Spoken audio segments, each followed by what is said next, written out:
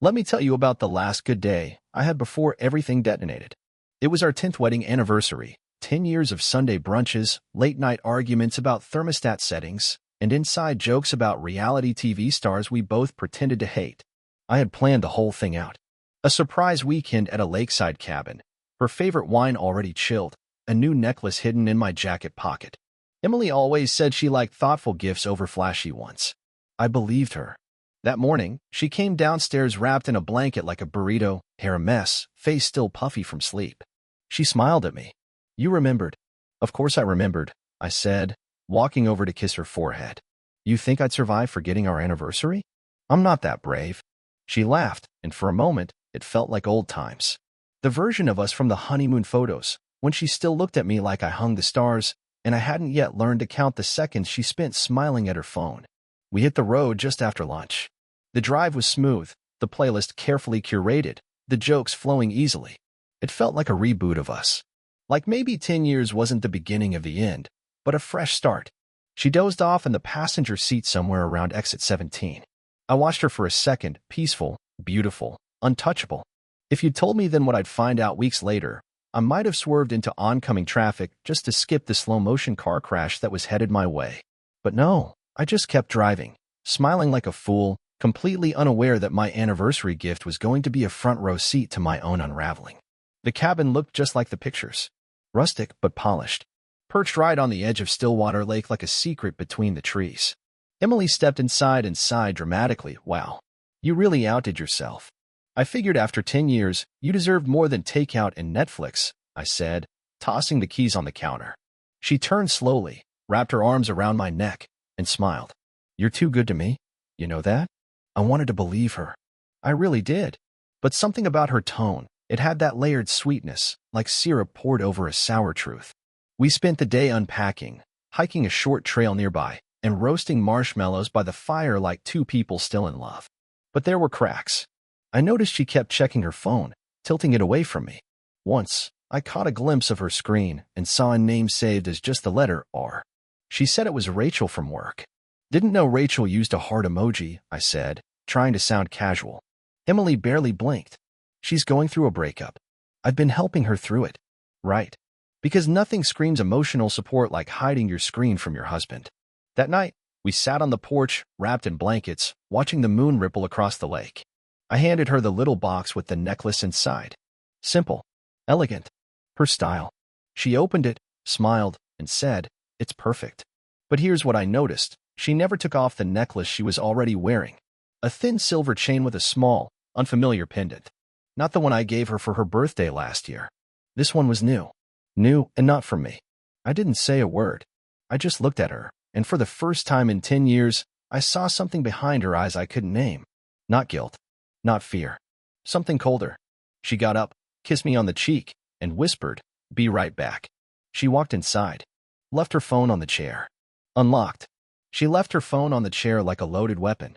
Unlocked, screen still glowing, the last message wide open. I didn't mean to look. Okay, that's a lie.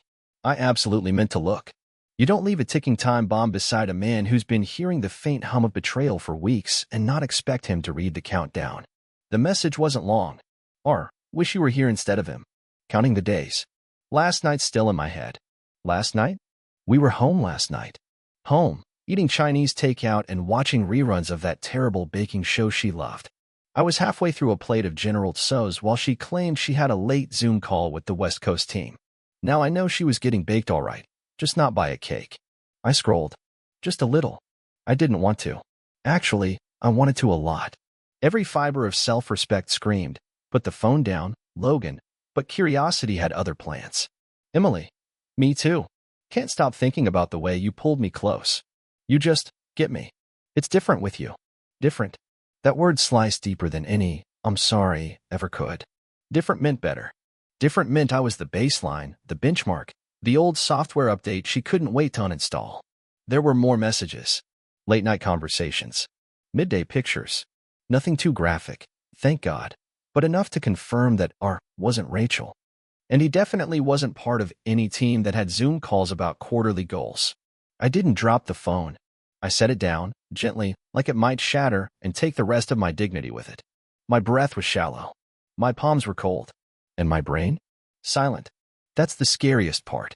You'd think betrayal comes with screaming, smashing, or that cliched montage of heartbreak you see in movies. But no, it's quiet. Like standing in the middle of a busy intersection after all the cars have vanished. Just wind, and the echo of who you thought you were. The cabin door creaked open. Emily stepped back out, wearing that new pendant again, the one I now suspected had never been wrapped by a gift bag or picked out with me in mind. She sat beside me, sighing like the day had worn her out. I didn't say anything. Thanks again for all this, she said, leaning her head on my shoulder. You always know how to make things special. I nodded, because I did know how to make things special. What I didn't know, until about 5 minutes ago, was that she knew how to make me look like a fool. You okay? She asked, pulling back just enough to see my face. I smiled. Yeah, just thinking about the last 10 years. She chuckled softly. Good thoughts.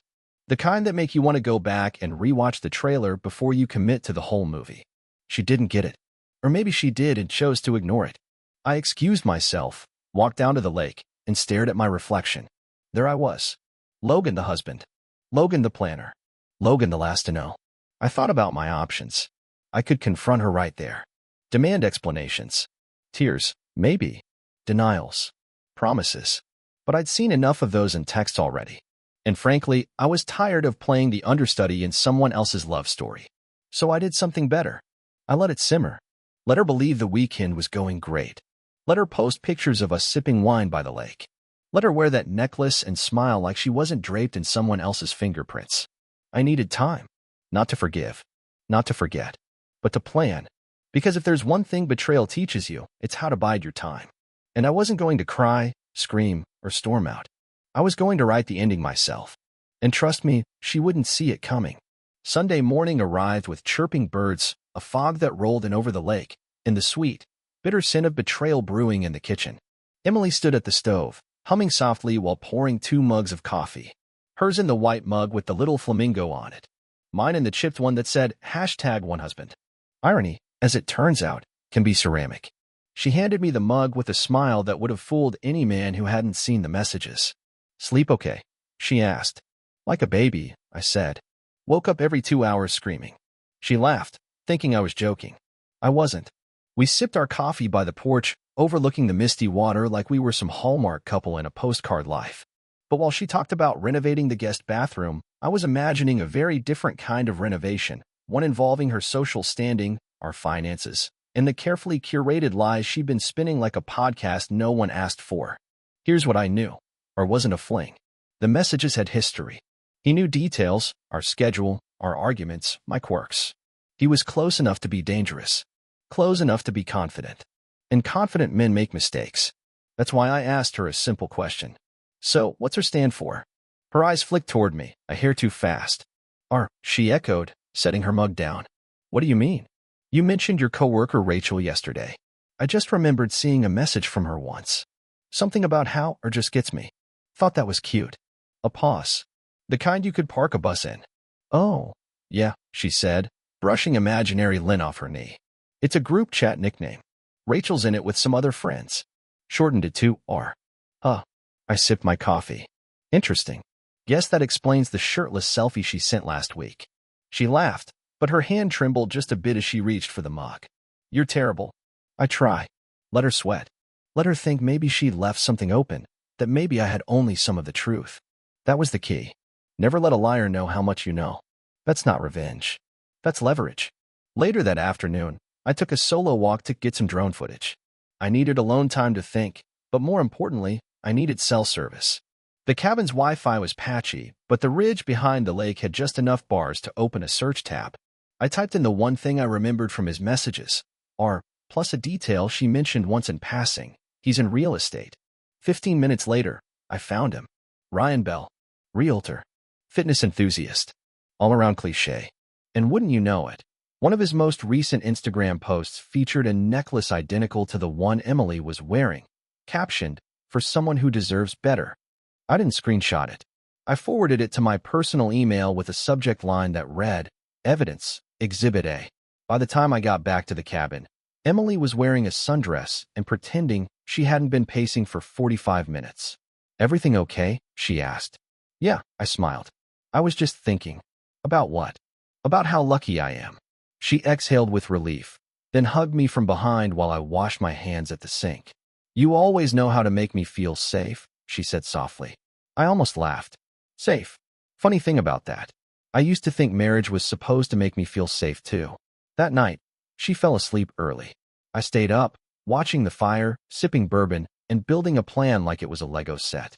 Quiet, meticulous, and just sturdy enough to support what was coming. I wasn't going to confront her. Not yet. I was going to collect. Because betrayal may hurt, but nothing stings like someone smiling at you while you build the box they'll be buried in metaphorically. I always knew Emily was clever. Sharp, resourceful, poised. The kind of woman who could lie straight to your face and make you thank her for the privilege. But here's the thing about clever people. They tend to overestimate themselves. And nothing cracks their facade faster than a man who stops reacting. So I did what she never expected. I played dumb. The next morning, I told her I was going back into town for supplies. Firewood's getting low, I said, even though the rack outside was still stacked like Jenga. She barely looked up from her phone, which, let's be honest, was probably texting Ryan Bell his daily serving of flattery and filtered selfies. Be safe, she mumbled. Oh, I will, I said, smiling. Always am. But I didn't go to the store. I drove 30 minutes into the next county to meet a friend. Derek, my former college roommate, turned PI. Derek owed me one. I once bailed him out of a Vegas situation involving a stolen limo and a magician's assistant. Long story. He climbed into my car wearing sunglasses and a smirk. Still married to the volleyball queen? He asked. I stared ahead. Not for much longer. Derek whistled. So it's finally happening, huh? I handed him a printout of Ryan's Instagram page. I need you to dig. Not just he's a sleazeball level dirt. I want texts, receipts, burner accounts, everything.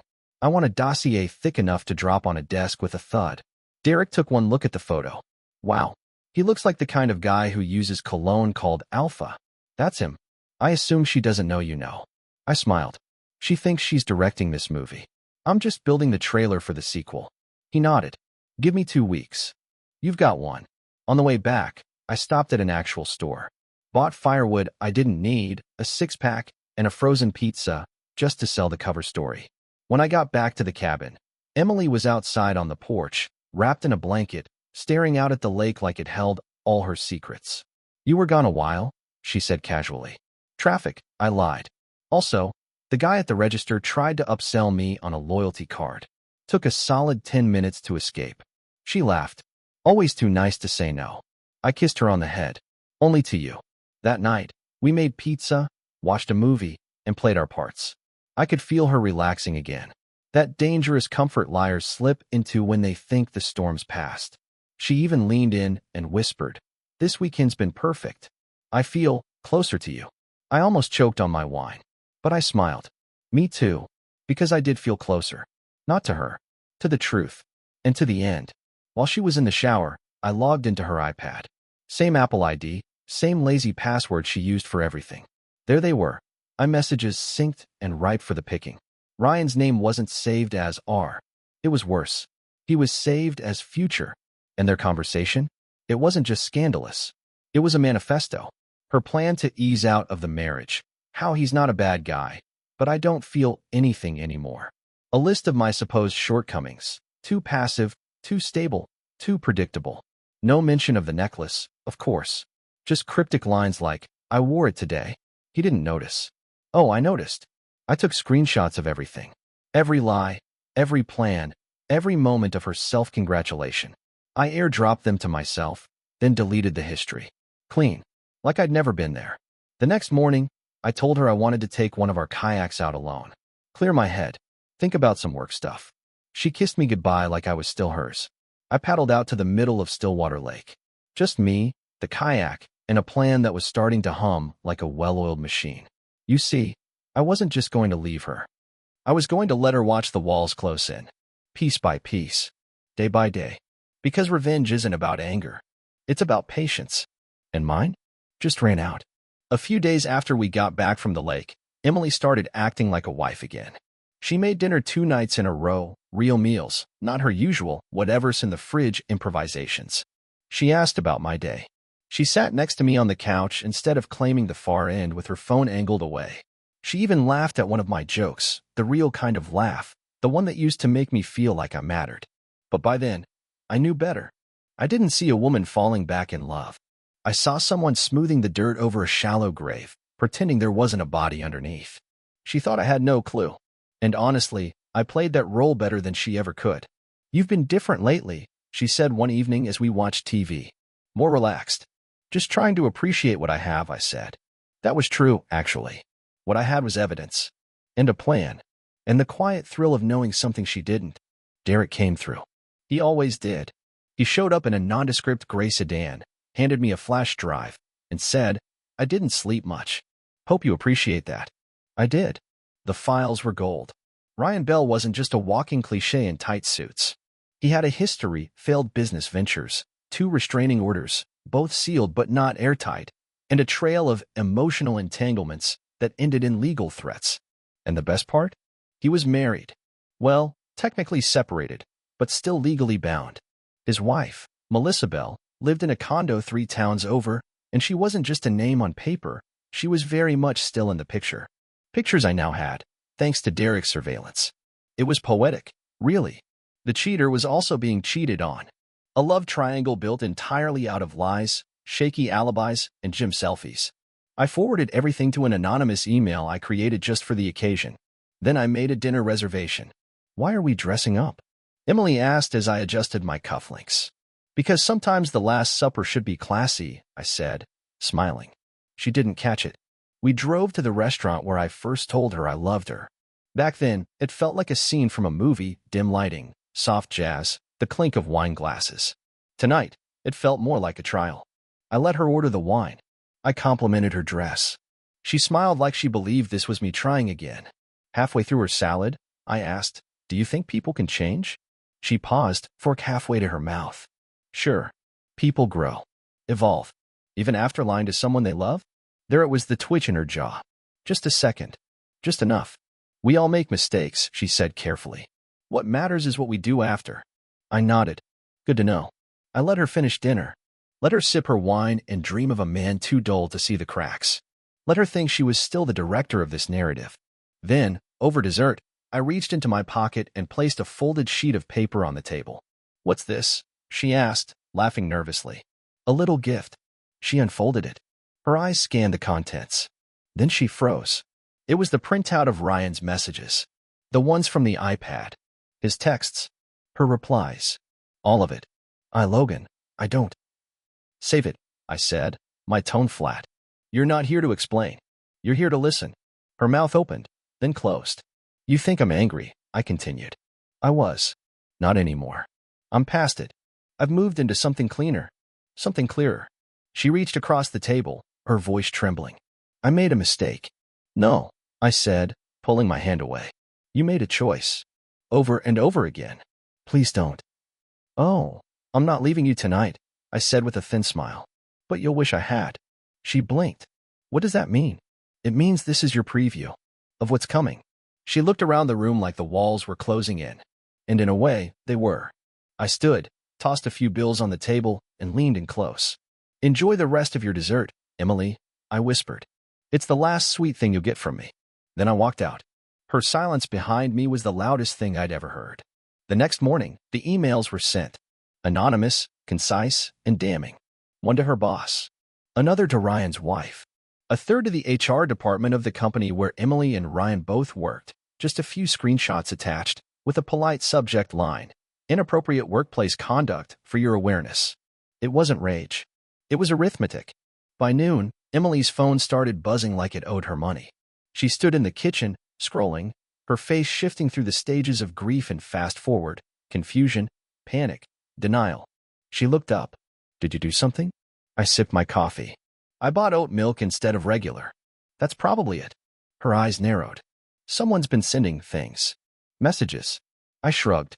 Maybe the universe is just really into transparency right now. That night, she slept curled on the far side of the bed, phone clutched like a lifeline. I slept like a man who finally learned the weather forecast and brought a raincoat. Ryan's downfall was almost disappointing in how quickly it came. The man folded like a cheap lawn chair. Turns out, his marriage wasn't just technically active, it was legally entangled with a prenup that prohibited infidelity. Melissa Bell wasn't just surprised. She was furious, and she had a lawyer with teeth. Within 3 days, Ryan was out of his condo, under internal investigation at work, and his Instagram account mysteriously vanished. No more shirtless selfies. No more poetic captions about real love. Emily cried when she found out. She called him. He didn't answer. "I didn't think it would go this far," she whispered, tears streaking her makeup as she stood in the hallway. "No one ever does," I replied, walking past her. She didn't follow me. Divorce was never going to be the endgame. Not for me. See, Emily and I had built a life. A mortgage, mutual accounts, shared investments. But what she didn't realize was that I had quietly been rearranging the chessboard for months. Pulling equity, moving funds, securing everything I could under trusts, accounts she didn't even know existed. The house, transferred to my name after a refinance she forgot to read. Her car, leased under my business. The business? Mine alone, always had been. She sat across from me at the kitchen table, clutching the slim legal envelope I handed her. "What is this?" "Settlement," I said. "Fair. Efficient. Final. But this says I walk away with nothing." "No, Emily," I corrected. "You walk away with exactly what you earned." She stared at me, broken. The woman who once walked with fire now looked like a flickering bulb. She wanted to fight it. I saw it in her eyes. But she couldn't, because every lawyer she might call would see the file I'd prepared: photos, messages, witness statements, time-stamped emails, and quietly encourage her to walk away before she lost more than just me. 2 weeks later, she left. No dramatic exit. No final speech. Just a few boxes and one last look over her shoulder. "I never meant to hurt you," she said. "You didn't," I replied, standing on the porch. "You meant to replace me."